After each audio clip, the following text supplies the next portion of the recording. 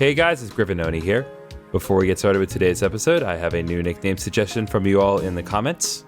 Today's nickname suggestion has been brought to us by Minor Mole, and he has suggested the nickname Rodolfo for our Santler. This is the Spanish equivalent of the name Rudolph from Rudolph the Red-Nosed Reindeer. And despite what Minor Mole has stated, I do not think that it is a stupid name. So thank you very much for the suggestion, Minor Mole. And now, let us begin the episode. Hey guys, it's Griffinoni here, and welcome back to Pokémon HeartGold. Last time, we went into the Team Rocket headquarters. We fought a ton of Team Rocket trainers, some of which were more required than others. And we put a stop to their schemes of transmitting some weird radio signal to the Lake of Rage, with the help of Lance, of course. However, Team Rocket did not seem all that deterred, despite the fact that I stopped their plans.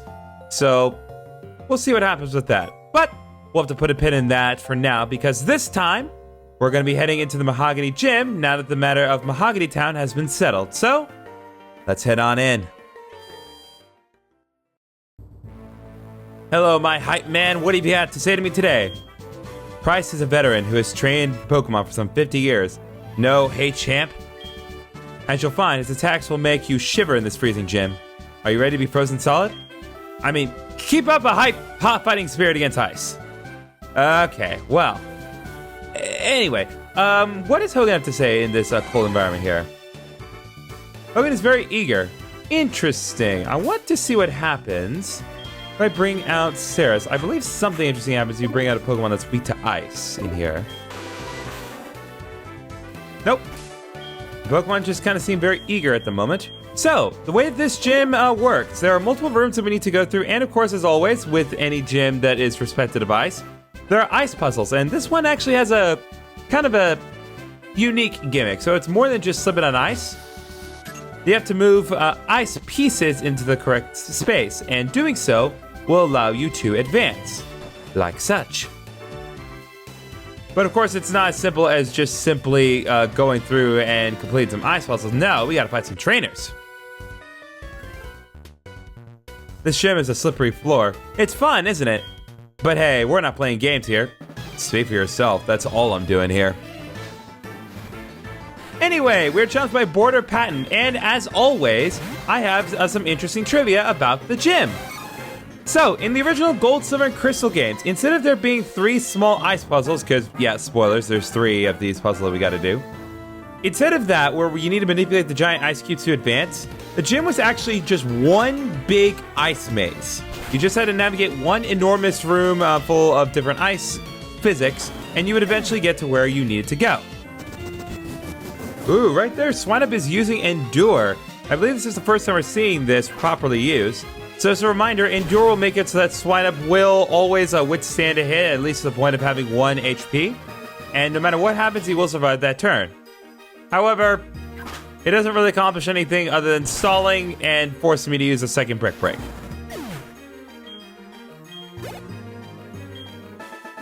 Alright, there goes Border Patent. Do you see how serious we are? Yeah, you used 2 tiny baby pigs to fight me. Good job. The gym is great. I love snowboarding with my Pokemon. But you're not snowboarding. You're skating along ice. It's a totally different sport, my guy. Anyway. To get to Pryce, our gym leader, you need to think before you skate. See, at least she gets the idea. So, what have you got for me, Skier Diana? Jeez, you only have 1 Pokemon, but it's a Jinx. This might be a slight problem. So, anyway, before I completely and absolutely destroy this Jinx, in the anime, the gym's exterior here seemed to resemble a giant cold storage facility, which, of course, makes perfect sense. What's more interesting is the battlefield itself. It consisted of a floor that was covered in ice with a pool of water in the middle. I do, really enjoy when gyms have kind of these custom battlefields that have kind of multiple elements to them. It's not just one solid ground or one big body of water. I do appreciate that. But anyway, that was real simple. And Hogan is now going to level 28. And Rido go to level 29. Just one more level. I wouldn't lose you in skiing. At least you have the correct attitude for where the heck we are. If you don't skate with precision, you won't get far in the gym. Well, that's very true. So the next step that we need to take is to move this over here and then advance. Real difficult, I know. This is where things get a little trickier, but before anything else, we have to fight some trainers. Hey, are you shivering? Are you scared to fight me? You can't be serious. Like, I'm shivering because I don't have a proper jacket on. Not that I don't have a jacket on, but I don't have a good enough jacket on for this. Okay, there we go. Nothing particularly interesting happened in that particular fight, and honestly, I don't really have much else as far as trivia for the gym is concerned. It is kind of weird that there isn't a whole lot to the gym itself. So right now, I just kind of need to concentrate on actually fighting the trainer. So I'm going to move this ice here. Yeah, we're going to focus on the last two trainers, because I do want to be sure that we take care of them before we get to Pryce. But based on how we're doing so far, I may not even need a heal. Check out my parallel turn! I seriously doubt I will see it. Oh, I actually do like one thing I did notice just now. If you notice that the floor here, it actually is like a proper ice floor. This is a very rare floor that you will actually see in battle. Right here, just so you know, I have the Quick Claw item equipped to Hogan.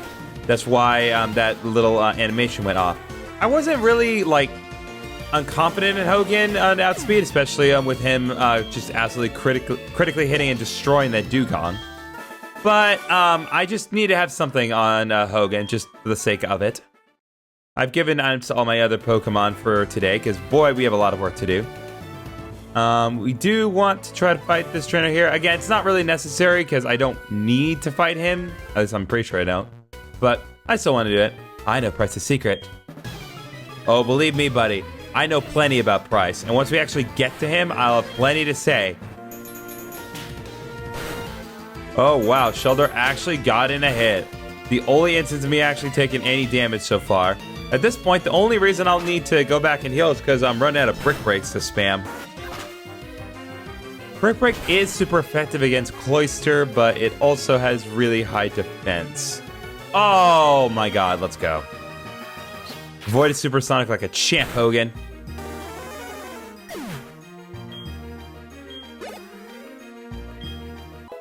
Oh, yes. Rhino grew to level 30 at long last. Now you get to see some real stuff, but we'll have to save that for later.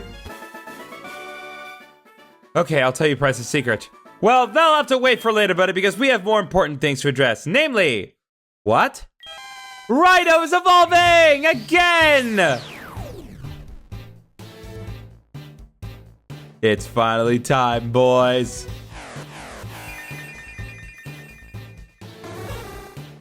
Fantastic. Rhino has evolved into Ampharos, one of the absolute best psychic types. Best electro types they've ever made in the series. Rhino wants to learn the move Thunder Punch. I think I will actually go for this, at least for the time being. So then I'll go ahead and get rid of Thunder Shock for now. I know that Rhino's special attack is higher right now than his physical attack, but Thunder Shock is also not as great. Once we get a better Electro-type move later on, I'll definitely replace Thunder Punch with something else, but for now, I'm going to get rid of Thunder Shock.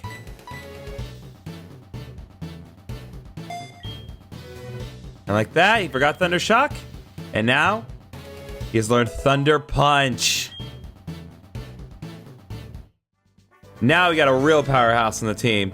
Now, I would love to just go ahead and charge it in Pryce, and I probably can do it, but just to be certain, I am going to heal up just at least to restore Brick Break's power point.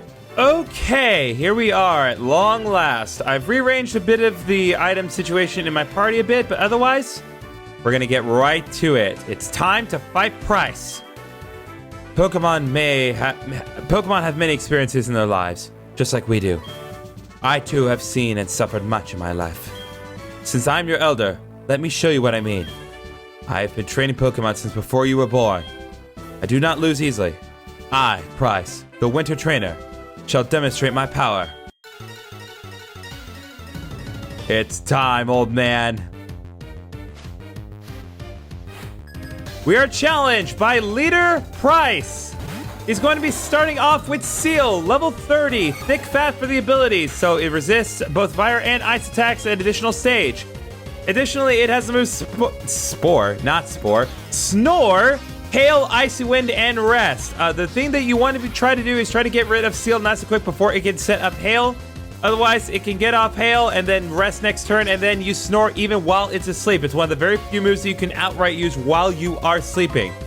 So, I don't really have a super effective move on Hogan because Seal is a pure water type, but we're going to go ahead and use Brick Break right from the start. So, interesting thing to start off with. So, in the manga, the gym leader Pryce actually used his ice Pokemon to manipulate a statue he had of Suicune to make it look like it was alive and he'd been able to attack. It was all just elaborate ruse for reasons that I won't get into due to spoilers, but Pryce is very interesting. Unfortunately, we were not able to prevent the hail from going off, so hail is a new weather that we are seeing. So hail basically just inflicts a little bit of chip damage. I think it's 1/16 of your HP, and it does it to every Pokemon except ice types. It does not give some sort of benefit, unlike the Sandstorm weather that we discussed otherwise. It really is there just for chip damage. The only other real benefit that comes from hail is that if you're using the move Blizzard, it will be 100% accurate. Pryce is using one Hyper Potion. Very smart. He knows that I can't knock out Seal in one hit, but that's all right. Hails will continue to fall. So, here's the thing. Pryce's character. Man, my voice is cracking up today. Pryce's character is almost entirely defined by tragedy. I cannot go into specifics for spoiler reasons concerning Pryce, but if you think the anime's portrayal of Pryce was tragic, you ain't seen nothing. If you haven't, absolutely give the manga a read if you're able to. It is no exaggeration to say that Pryce is by far the most interesting character in the HeartGold, in just the Gold Silver Adventures manga. Not that he's not interested in the HeartGold variation later on, but still. So with that, take care of Seal. Next, we're going to be sending in Dugong. I think I am going to keep Hogan around for a little while longer because I'm going to see how far we can take this. So, Dugong, level 32, thick fat for the ability. With the moves Sleep Talk, Ice Shard, Aurora Beam, and Rest. So, like again, like before, he does have the move Rest and another move that you can use while you're asleep, Sleep Talk. When you use the move Sleep Talk while you are asleep, it uses a random move that you have in your moveset. There is a benefit to this, however, there is also 1 in 3 chance because of his moveset that he will use Rest as one of the 3 moves that Sleep Talk chooses, and that's obviously not beneficial. But if he gets it right and it's lucky, then he can attack properly even while he's asleep. Fortunately, Dugong is an ice type, so we should be able to hit a little harder this time. Not sure if we're going to be as successful here, but we'll see. Alright, there's that Aurora Beam. I personally don't think that Aurora Beam's animation in this game is as good as the Gen 3 games, but that's just my opinion. Yeah, so as you can see, because Dugong is a proper ice type, it did not take damage from the hail, unlike its pre-evolved form, Seal. So there goes Dugong. I think we're going to have Hogan just try to go all the way with this. Hail stop. Fantastic. His last Pokemon is going to be Piloswine. Level 34. Huh, you're quite the trainer. Snow Cloak for the ability, so thank goodness we got rid of Hail. Unfortunately, it also has the move Hail, along with Ice Fang, Mud Bomb, and Blizzard. Another thing to note about this Piloswine has an absolutely tragic backstory.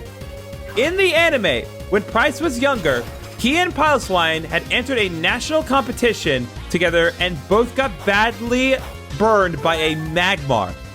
Afterwards, Piloswine went out into the cold one night while Pryce was bedbound and recovered from the burns and was not seen again for decades. Pryce grew up and became old and bitter, thinking that Piloswine had abandoned him.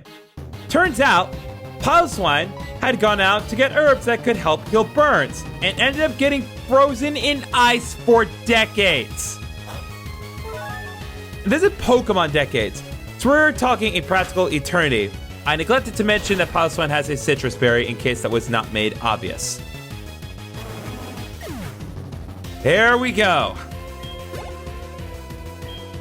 I knew Hogan could do it single-handedly. Seems as if my luck has run out. I'm impressed by your prowess. With your strong will, I know you will overcome all life's obstacles. You are worthy of this badge. You received the Glacier badge from Pryce. That badge will raise the special stats of Pokemon. Okay, fun fact about that. That's not true. That is complete nonsense.